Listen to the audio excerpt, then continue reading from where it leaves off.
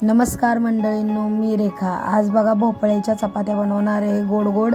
मग मी दुधी कापून घेतलेला आहे आणि चांगला धुवून घेतलेला आहे। त्याला मी आणि मग खिसायला घेतला, खिसला आणि त्यामध्ये इलायची टाकलेली होती थोडीशी आणि आता ते गॅसवर ठेवून त्याला मस्तपैकी भाजून घेणार आहे।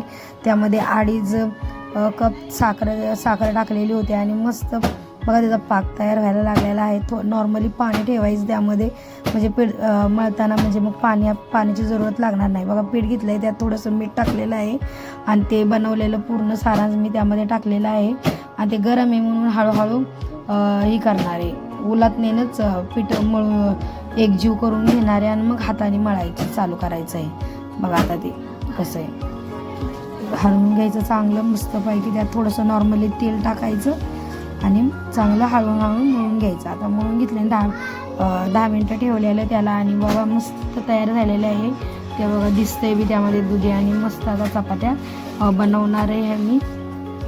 बघा त्याला बनवताना थोडंसं तेल पण लावायचं आहे, म्हणजे मस्त जरा फुगते बी चपाती दुधी, म्हणजे मग खाताना पण खूप छान लागते ती। आणि बघा कशी मस्त तयार करते चपाती